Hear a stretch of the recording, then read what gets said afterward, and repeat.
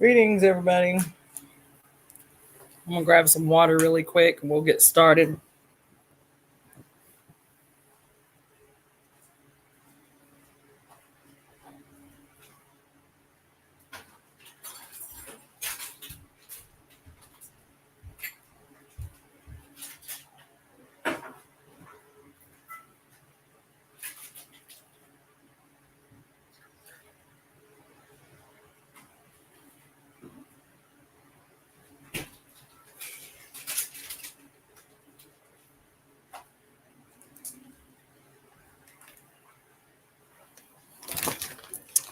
All right, y'all. This is Cassandra Floyd, also known as the daughter of the Fates. Happy new moon, as it were. Hopefully you all had a great weekend. Hopefully it was good. For those of you who joined for the temple service yesterday, hopefully you won something from it. I intend, however, as one of my many missions this week, to rectify a situation. Yesterday, I don't even know if rectify is the word I want to use. Yesterday, I felt like the service was good. I felt like it was timely and impactful for a number of reasons. I've gotten a couple of phone calls today about the meeting yesterday, about the temple service yesterday. I've gotten several emails about the temple service yesterday. Overall, the response has been good. But I should disclose one of the phone calls that I got today. Greetings, Carlotta. And I made up my mind that I was not going to let it get on my nerves or demoralize me or anything. But yesterday we had this good ass meeting, and the owners of the building that I used yesterday had nothing but rave reviews about the temple service, right? And then I got a call this morning at about 8 o'clock in the morning telling me that it was not in their best interest to allow me to use the space every week, but that they would be willing to let me use the building once a month for temple service. So I told her I would get back with her or whatever. And, she kept trying to reassure me, I really appreciated the meeting yesterday. I really, appreciated the content and this, that, and the other. And so now, mind you, this is the woman I've been talking to for months about using this building, right? And, what I said was, like, I don't have a budget, but what I would like to do is use the building for a month, build out the temple, because it's the regularity, it's the consistency that's going to get people to come. That when I did it before, we would have people come that were artists, that were musicians, sound bath healers and stuff like that, and that people need to get familiar. And so she was like, yeah, that sounds like a great idea. Yeah. And then today I get a phone call, and it is, you can use the building once a month, but the excuse that she gave, despite 3 months of conversation, was it's not economically feasible for us to allow you to use the building every week. So I was like, all right, cool, fine. And I haven't made up my mind if I'm going to use the building once a month or not. I may, but the thing that stood out was like, you have to get your own space, because the content, what it is you're trying to do, the content, the audacity is going to make people uncomfortable. And you don't want to be in a position where somebody, whether it's intentional or not, has the potential to sabotage what it is you're trying to do because they don't agree with what you have to say. You understand what I'm saying? You don't want to be in a position where somebody even if it's not their intention in a conscious mind, has the ability to sabotage what it is you're trying to build, what it is you're trying to create, because they don't agree with what you say. They don't agree with your position. So I asked her, if I wanted the space every week, if you're saying that, it's a question of economics, right? Which I don't think is the case. I think it was a cover. But if you're saying that it's the economic question, how much would it cost to rent the space every week? And for the 4 hours that I would use the space, which is 1 hour for setup, 1 hour for breakdown, and 2 hours for the service, would be $360 every Sunday. And so I was like, all right, well, let me talk to my committee and see what we can work out. But anyway, so I just wanted to put that out today, since I got the call today, that next week. Oh shit. Can y'all hear me? Okay. Next week, unless I work out something different between now and Sunday, we'll be back to doing temple service from my fucking living room, unless I decide to go somewhere, and start doing temple service like in the park or something like that. So I'll keep y'all posted and let y'all know what's up. My grandkids are also going to be here this week. So, I'll have to be adjusting a lot to accommodate them because they'll be here for 10 days. So I just want to keep y'all up and just be patient with me if my life seems a little bit scatterbrained this week, because I'll be juggling 2 grandbabies and trying to figure out the financial potential of either paying this sister to do the services there weekly, or trying to really figure out how to amass the kind of resources we need to get a location. We have the ability, we have this, religious 501c3. So I just need to start working overtime to figure out how economically we can create and generate the startup capital to do the things that a temple needs to do, which is consolidate a building, develop programming, and so on and so on and so on. So that's that. That's all I wanted. Those are the only housekeeping that I wanted to get into. I have to work tonight, so I'm just going to go ahead and read until 6:30 ish. It's 5:42 now, so yeah, I'll read till 6:30. Those of you who do not know what I'm talking about, we're continuing the read of Pure Lust, Elemental Feminist Philosophy by Mary Daly. Pure Lust, Elemental Feminist Philosophy by Mary Daly. We are today officially on chapter 8. For those who have been following along, that is page 289. That is page 289. Chapter 8, which is entitled, hold on.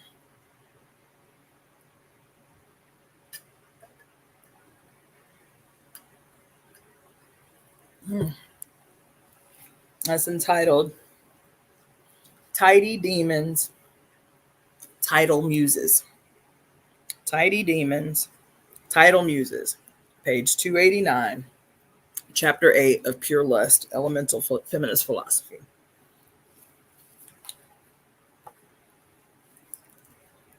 Oh, one more thing. Today is the new moon, so make big wishes, especially make big wishes on behalf of the Temple of Evolutionary Emergence.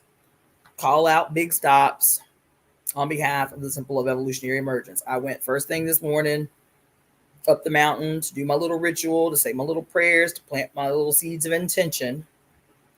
So let's pull out let's pull out a jack move for the temple. Okay. All right.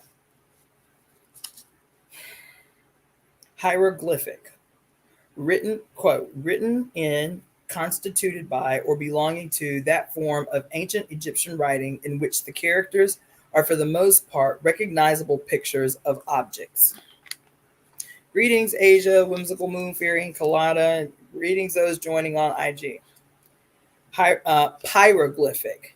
Written in, constituted by, or belonging to that form of archaic elemental writing in which the characters are for the most part recognizable pictures or portrayables of pyromantic passionate thought. C.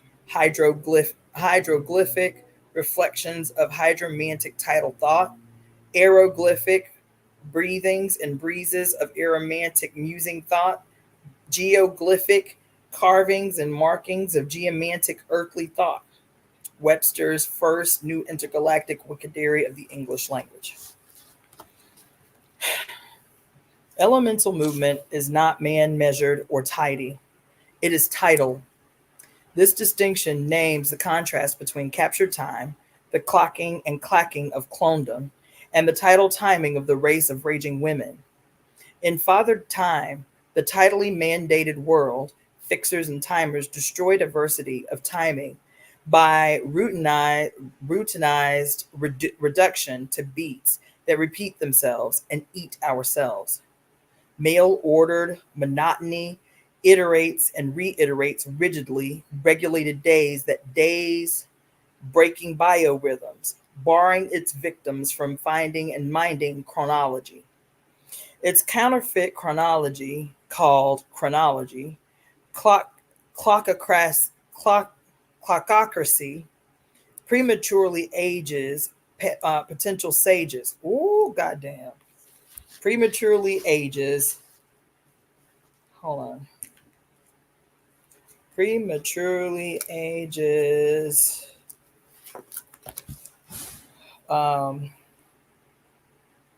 Prematurely ages potential sages, preventing clonehood.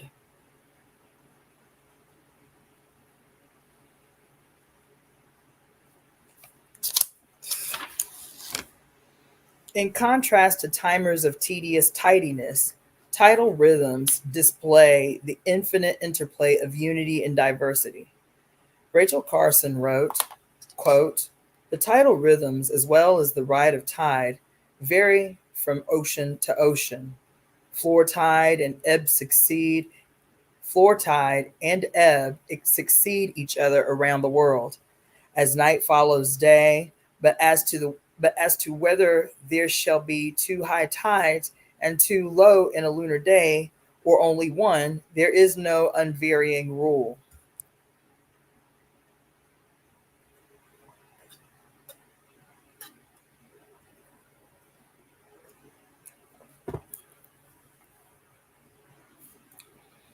Even the tide has its bores, but these are totally distinct from the bores who are the timekeepers of bureaucracy. In Rachel Carson's words, quote, "Among unusual creations of the tide, perhaps the best known are the bores. The world possesses half a dozen or more famous ones. A bore is created when a great part of the flood tide enters a river as a single wave, or at most two or three waves, with a steep and high front. Tidal bores, then, are interesting, and in contrast to tidy bores, the world possesses numberless famous ones. They exemplify diversity. However, we should never forget the underlying theme of unity among the tidal phenomenon. There is no drop of water in the ocean, not even in the deepest parts of the abyss, that does not know and respond to the mysterious forces that create the tide. Moreover, interplay of unity and diversity affects life on the shore as well as in the sea. Carson goes on to explain, quote, "Nowhere on the shore is the relation of a creature to its surroundings a matter of a single cause and effect. Each living thing is bound to its world by many threads, weaving the intricate design of the fabric of life." End quote.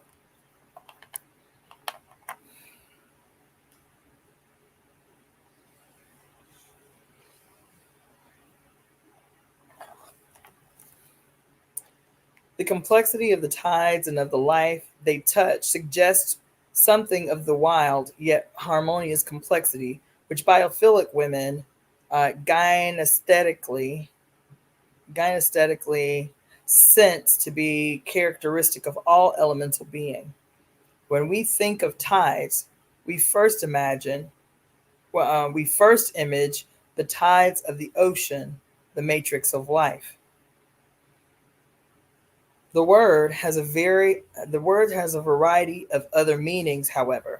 Thus, tide also refers to, quote, a similar but less marked rising and falling of an inland body of water, end quote. Moreover, there are earth tides, such a tide is a periodic altercation a periodic alteration in the conformation of the Earth's crust, caused by the same forces that produce ocean tides, end quote. And an atmospheric tide is one of the tidal movements of the atmosphere resembling those of the ocean, but produced by uh, diurnal temperature changes. Clearly, tides in all of these senses are manifestations of elemental rhythms, expressing expressing diversity in unity. Tide can mean also, quote, a tidal distortion on one celestial body caused by the gravitational attraction of another, end quote. The word then clearly suggests cosmic interconnectedness. Consequently, so also does the adjective title. The adjective title. It is crucial that racing women should consider the origins of the word tide. It is derived from the Middle English word tide, tyde, meaning time, which in turn is derived from the Old English tide. This is akin to the Greek diastye. Meaning to distribute, divide, and to the Sanskrit datai, meaning he cuts, divides, or mows. The word tidy is derived from the same roots and thus also contains written within itself the same basic, let's see, itself basic means to divide. The vast contrast between tidy measurements and tidal measurements or tidal movements is itself an illusion of the extent to which words of the same origin become divided from each other in their meanings, so that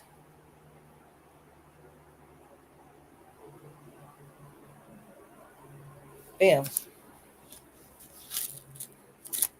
Um, the vast contrast between tidy measurements and tidal movements is itself an illustration of the extent to which words of the same origin become divided from each other in their meanings, so that they function and point in opposite ways.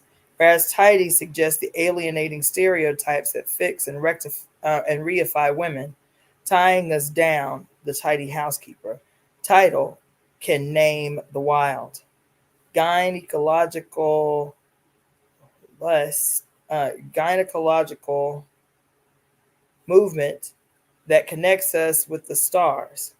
Thus, these words can be wielded to name the tragedy of tied down women and the elemental movement of the race that breaks the tidy ties. Greetings. All right. Yep, I'm done. I'm done for the night. I'm done. I have to get ready for work, and I'm not feeling very energetic. For those of you who tuned in late, I made an announcement that's kind of sad, but it's to be expected. After yesterday's temple service, the owners of the building say it's for economic reasons, but we talked about the economics of the setup before I even used the building. And despite they said they had a great time yesterday, they called me first thing this morning to tell me that we can only use the building once a month instead of weekly. So yeah, I have to figure out what this means. I, been so hyped about having a space.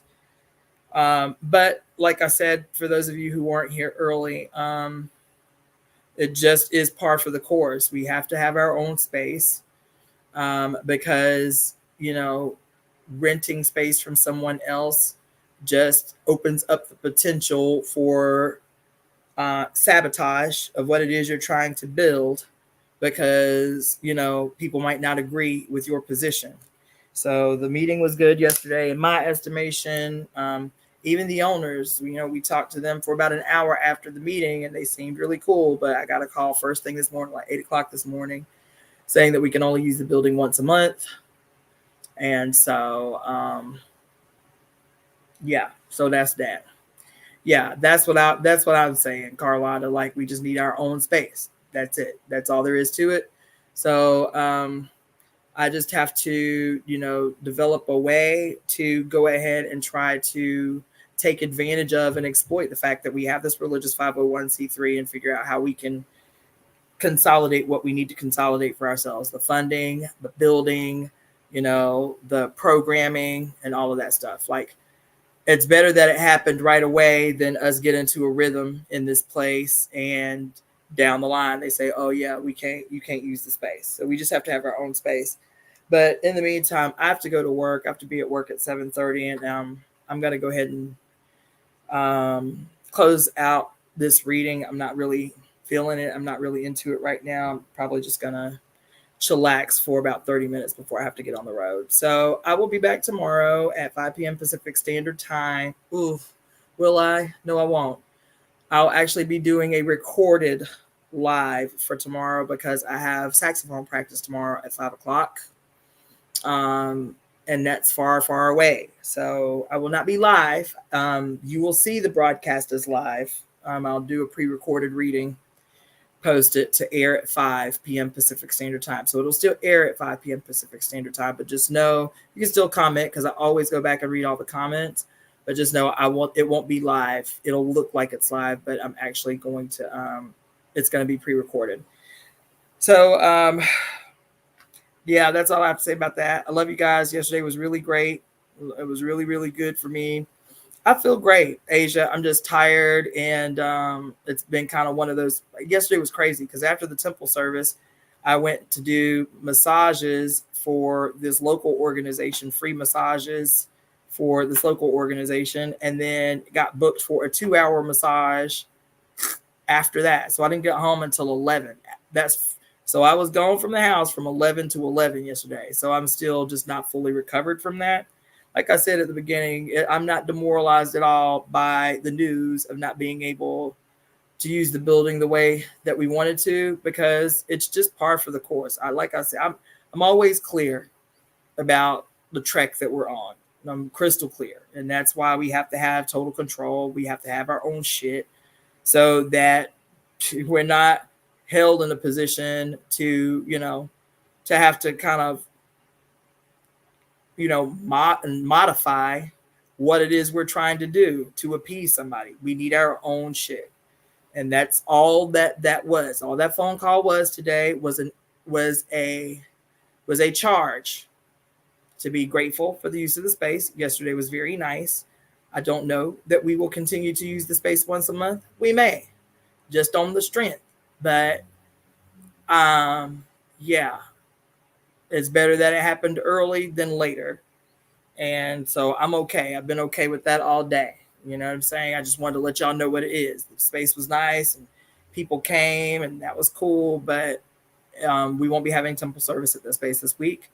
We won't be having that if we decide to continue to use it. We won't be using it until again next month. So anyway, I'm going to go ahead and go try to, just chillax for 30 minutes before I have to go do a massage. All right, I'll talk to y'all later. Peace.